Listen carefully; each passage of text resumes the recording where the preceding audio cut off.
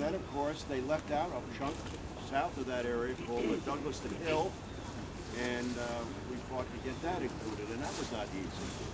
We did get Tierney out here. We did have hearings at Zion Church over there, and all kinds of things, but it took time. And we didn't get all the houses in Douglaston Hill included. Some they felt did not qualify. Well, let them come here and tell us those that don't qualify and those that do, and we'll get where we can get. But to simply send that letter to us, and I got one as well, saying that because too many houses have gone in the direction that not qualified, the community really in total should not be entitled to the designation. That doesn't make sense. I sent Mr. Tierney a letter and I told him straight out the fact that there are non-conforming structures demonstrates the fact that we have a problem. Exactly. Yeah.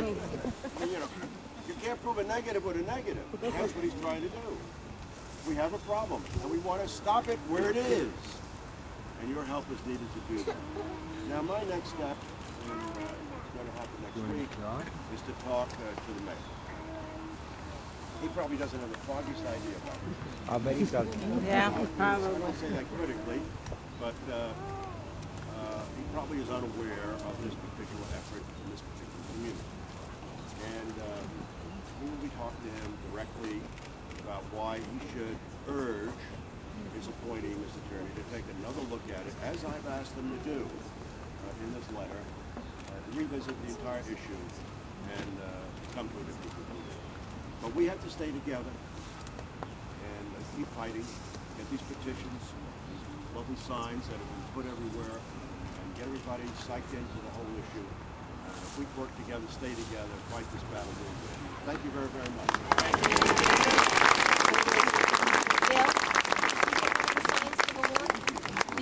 Why don't you sign? But while we're talking, because this way we Let's get one before we leave. yeah. We also have with us Assemblyman Rory Lansman. Rory. Good morning, everyone. What is it that makes a great city? Big skyscrapers? I guess it says a lot about a city that has tall buildings and beautiful buildings. Great subway system? Sure, I guess so. All the great cities of the world have a great subway system and great mass transit. But what we know, community leaders, elected officials, residents, that neighborhoods are as much a part of what makes a city great as anything else. And there is no greater neighborhood in the city of New York than Broadway-Flushing. Just because of the buildings and the homes, and every time I drive through this neighborhood, I slow down just to look at the beautiful homes and the effort that all of you put into maintaining them. But it's the residents, it's you, it's your willingness to fight for your community, to preserve your community, and to maintain your quality of life. And too often in this city, our city leaders, above the level of your councilman, assemblyman, state senator, don't get that, don't understand the importance of neighborhoods. How much effort have we seen put in the last 7 years into these major showpiece projects in Manhattan?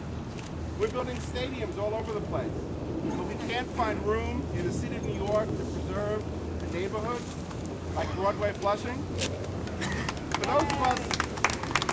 those of us who are involved in government on a somewhat regular basis, we know that the failure to designate Broadway-Flushing as a historic district is just an example of the lack of respect and attention that is paid to local communities.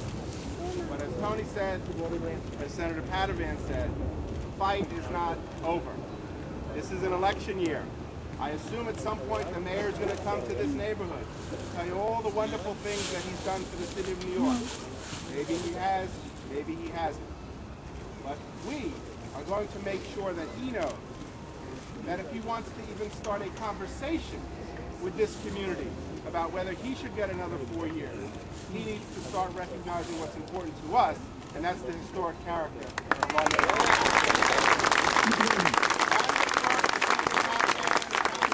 And everyone else in this community to keep on fighting, because the war isn't over until we say it is, and it's not.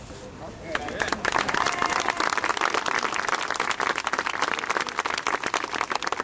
Now, the next speakers are people, your neighbors.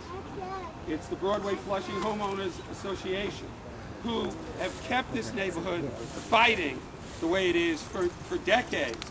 And I got to tell you, when it comes to any building issue, when it comes to any zoning issue, your association has been out in the forefront. It's been one of the leading organizations to fight over development, not only in your community, in Queens, but throughout the entire city. And I'm happy that they have been successful. And they're here to make sure that this district gets the ultimate protection, which is historic district status. Tell them, Tony. Good morning, everybody.